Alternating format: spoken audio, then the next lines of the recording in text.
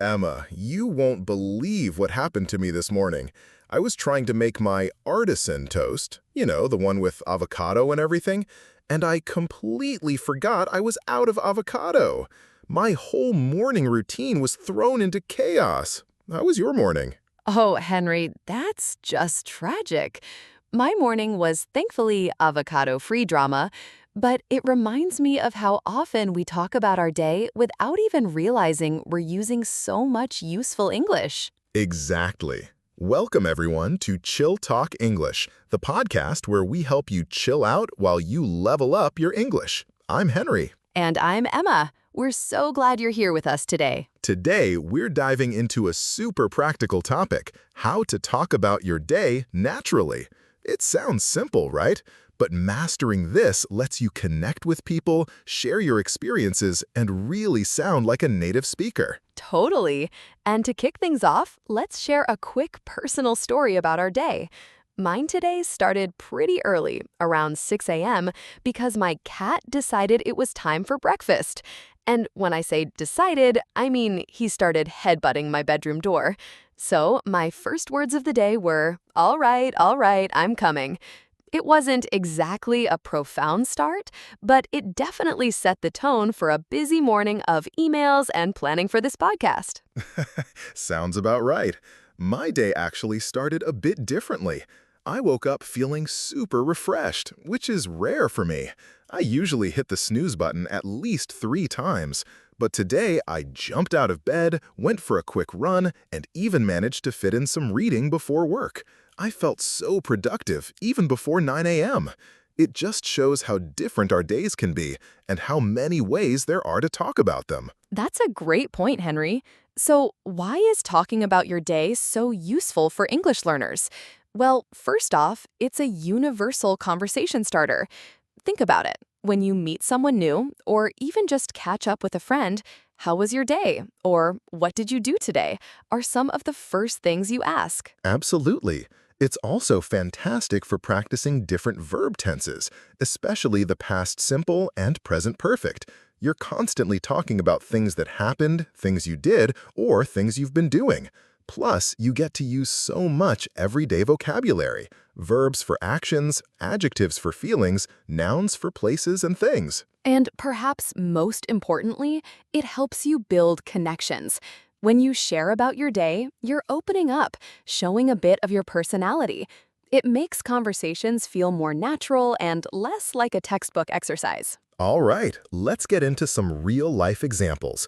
We've got a few short scenes for you. Listen closely for how we phrase things. Hey, Emma, long time no see. How's your day been so far? Oh, hey, Henry. Yeah, it's been pretty good actually. Just had a really productive morning at work, catching up on a bunch of projects. You know how it is. What about you? Anything exciting happen? Not too much excitement on my end, thankfully. Just a pretty standard Tuesday. I spent most of the morning in meetings, which was a bit of a drag, to be honest. But then I grabbed a quick lunch and felt much better. Ah, the classic meeting overload. I feel ya. Okay, let's break that down. Did you notice Henry asked, "How's your day been so far?" That's a super common way to ask about someone's day up until the current moment. And Emma replied with, "It's been pretty good, actually." The actually adds a nice natural touch, like she's genuinely reflecting. She also used, "You know how it is." That's a great filler phrase when you're talking about a common experience. Then I said, "Anything exciting happen?" A simple, open-ended question to invite more detail. Henry said his meetings were a bit of a drag. That means they were boring or tiring. But a 3-second pause for a mini challenge. Can you think of another way to say a bit of a drag? Take a second. Excellent. How about a bit boring or pretty tedious? Good job if you got that. What a day. I feel like I've been running around like a headless chicken since 8 a.m. Oh, really? What all did you get up to? You look exhausted. You have no idea. First, I had that early morning client call, then I had to rush to a team meeting, squeezed in a quick lunch while finishing a report, and then spent the whole afternoon putting out fires. I barely had time to breathe. Wow, sounds like you had your hands full. I hope you can chill out this evening. Emma said she felt like she'd been running around like a headless chicken. That's a fantastic idiom. It means you're incredibly busy and disorganized. And then I said I squeezed in a quick lunch. That means I fit it into a very tight schedule. I also mentioned putting out fires, which is another great idiom, meaning dealing with urgent problems or crises. And I asked, what all did you get up to? This is a casual way to ask about someone's activities or what they've been doing. And when I said you had your hands full, that means you were very busy with many tasks. Notice how we often stress key words in these phrases? For running around like a headless chicken, you really emphasize headless chicken. This makes your English sound more natural and expressive. Try saying it out loud. All right, we're about halfway through. So far, we've talked about how important it is to discuss your day for building connections and practicing everyday English. We've looked at some common questions like, how's your day been so far? And some great idioms like running around like a headless chicken and putting out fires. Keep listening, we've got more coming up. So, now that the workday's wrapping up, what are your plans for the evening, Emma? Anything fun? Oh, definitely. I'm planning on hitting the gym, then maybe I'll whip up some pasta for dinner. I've been craving it all day. And if I have energy left, I might curl up with a good book. What about you, Henry? What's on your agenda? Sounds like a nice, chill evening. I'm actually just planning to kick back and watch a movie. I've had a pretty busy week, so I'm looking forward to unwinding. In that last scene, Henry asked, "What are your plans for the evening?" A very straightforward way to ask about someone's upcoming activities. And I said I was planning to hit the gym, which is a common way to say go to the gym. Emma also said she might whip up some pasta. That means to quickly prepare a meal. And for a relaxed evening, I said I might curl up with a good book, meaning to get comfortable and read. Henry said he was going to kick back, which means to relax.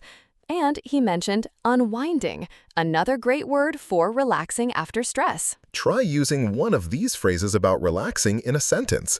For example, after a long day, I love to pause for 3 seconds. Excellent! Maybe you said, after a long day, I love to kick back with a cup of tea. Or, I need to unwind tonight. Great job! We've covered a lot, but here are a few more useful phrases or common mistakes to watch out for. Instead of always saying, I am tired, try, I'm wiped out, or I'm beat. It sounds much more natural. When someone asks, how was your day, a common mistake is to give too much detail if the other person is just being polite. A simple, it was good, thanks, and yours is often enough. You can always add more if they show interest. For something unexpected, you could say, something came up to explain why your plans changed without going into specific detail. Instead of just, I did many things, try, I had a lot on my plate, or my schedule was packed. All right, it's your turn, listeners. We want you to practice. Think about your day today, or even yesterday. Can you describe it using at least 2 new phrases or idioms you learned in this episode? For example, you could say, my morning was a bit of a drag, but then I managed to whip up a quick lunch and felt better. Post your sentences in the comments section below. We'd love to see them and even give you some feedback. So, to quickly recap what we covered today, talking about your day is essential for natural conversation and connecting with people. It helps you practice verb tenses and everyday vocabulary. We learned phrases like, how's your day been so far?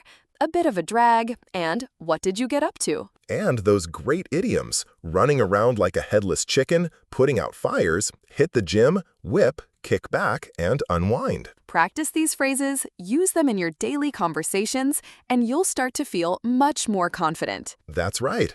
If you enjoyed this episode, please hit that like button, share it with your friends who are learning English, and definitely subscribe to the Chill Talk English channel. Thanks for chilling and talking with us today. We'll see you in the next episode. Bye for now.